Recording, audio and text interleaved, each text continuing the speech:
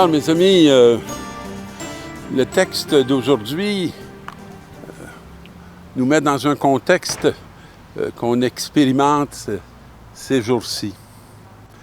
Au chêne de Mambré, le Seigneur apparut à Abraham qui était assis à l'entrée de la tente. Et c'était l'heure la plus chaude du jour.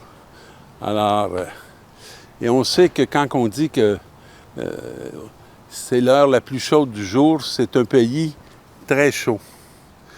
Et Abraham leva les yeux, belle expression qu'on retrouve souvent dans des textes bibliques. Il vit 3 hommes qui se tenaient debout près de lui. Aussitôt, il courut à leur rencontre, se prosterna jusqu'à terre et dit, « Seigneur, si j'ai pu trouver grâce à tes yeux, ne passe pas sans t'arrêter près de ton serviteur. » C'est une belle prière de demander au Seigneur de s'arrêter près de nous, hein, de faire une halte. Et on va vous apporter un peu d'eau et vous vous laverez les pieds et vous vous étendrez sous cet arbre. Je vais chercher du pain et vous reprendrez des forces avant d'aller plus loin, puisque vous êtes passé près de votre serviteur. On voit tout le sens de l'hospitalité de ce peuple qui aime bien recevoir et qui aime bien se retrouver avec les leurs. Et Abraham se leva et se hâta d'aller trouver Sarah dans sa tente et lui dit, « Prépare dans le fond une mesure de farine, pétris la pâte et fais des galettes. » Et puis Abraham courut au troupeau, prit un veau gras tendre et le donna à un serviteur qui se hâta de le préparer. On a l'impression qu'on se retrouve un peu dans le Fils prodigue, avec tout le retour du Fils, mais ici c'est comme le retour de Dieu pour Abraham. Pendant qu'ils mangeaient, ils lui demandèrent, « Où est Sarah, ta femme? » Il répondit, « Elle est à l'intérieur de la tente. » Le voyageur reprit, « Je reviendrai chez toi dans 1 an, et à ce moment-là, Sarah, ta femme, aura un fils. » C'était une espérance profondément désirée par Abraham, mais qui n'avait pas été réalisée. Et une espérance auquel Abraham ne croyait pas du tout que les choses pouvaient se transformer. Mais dans cette journée très chaude, au moment où on aurait pu croire qu'il s'était replié ou s'était fermé, alors toute cette ouverture qui était au fond de son cœur a repris vie dans la présence de ceux qui passaient. Alors, c'est toujours bon d'être attentif à voir comment le Seigneur passe dans nos vies et comment il vient revisiter peut-être nos désespoirs quand on sait bien l'accueillir. Et dans la deuxième lecture, c'est « Frères, je trouve la joie dans les souffrances que je supporte pour vous. » C'est pas évident de comprendre l'amour que Paul a pour ses communautés. Et de comprendre une expression, « Je trouve ma joie dans les souffrances que je supporte pour vous. » Est-ce qu'on est prêt à souffrir, nous, pour ce que Dieu nous confie? Je l'accomplis dans ma propre chair pour expérimenter les souffrances du Christ, pour son corps qui est l'Église. Parce que pour Paul, ce groupe est plus que juste un petit groupe.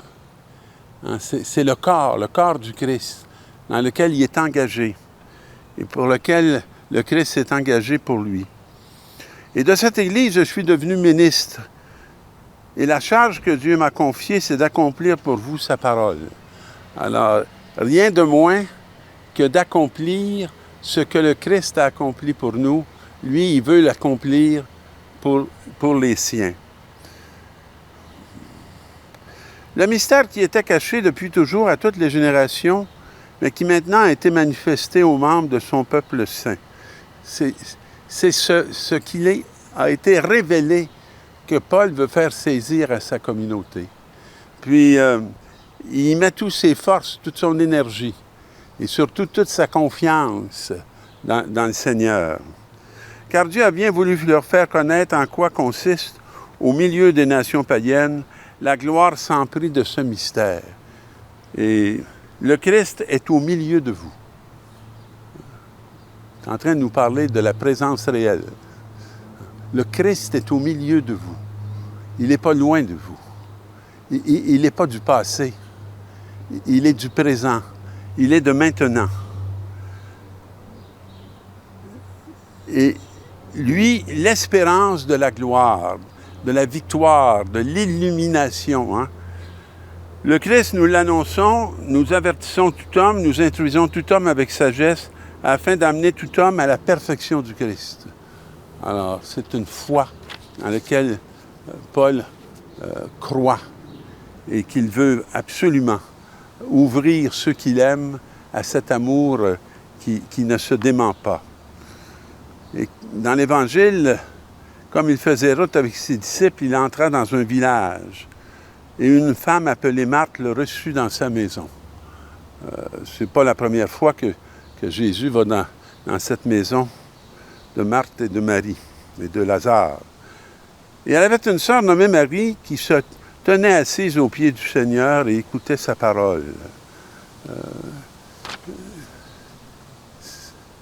L'écoute.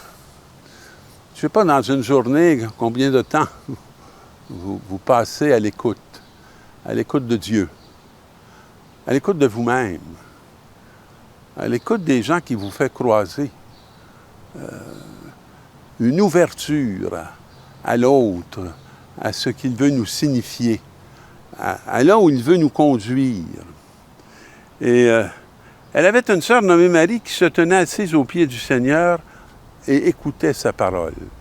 On pourrait être étonné, avec la réputation de Marie, de la voir assise aux pieds de Jésus. Marthe était accaparée par les multiples occupations du service. Ben, c'est comme il y a une fête qui se prépare. Et là, sa sœur, tranquillement, est comme en admiration, en accueil d'une parole que Jésus est en train de lui donner. Alors, elle intervient. Puis, elle dit, « Seigneur, cela ne te fait rien. Ma sœur me laisse toute seule à faire le service. Dis-lui donc de m'aider. » Une espèce de rupture de ce temps sacré où Jésus est en train de faire cheminer celle qui était reconnue pour être possédée, pour être habitée par des démons. Et le Seigneur lui répond, « Marthe, Marthe, tu t'inquiètes et tu t'agites pour bien des choses. Et une seule est nécessaire. Et Marie a choisi la meilleure part. Cette parole qui fait renaître, cette parole qui libère, cette parole qui donne un sens à la fête. Parce que celle qui avait besoin d'être entendue, qui avait besoin d'être consolée, qui avait besoin d'être soignée, elle est en train de trouver dans cette intimité nouvelle une réalité qui va bouleverser toute sa vie et qui va la faire être l'occasion du bouleversement de plusieurs autres. Alors, ce choix qu'elle a fait ne lui sera pas enlevé. Seigneur, tu fais route, tu viens chez nous et tu nous centres sur l'essentiel. Donne-nous de reconnaître quelle est la place que tu nous demandes de tenir et apprends-nous à écouter comme toi, tu sais nous écouter. Alors, bonne semaine, bonne marche et bonne visite là où il vous attend.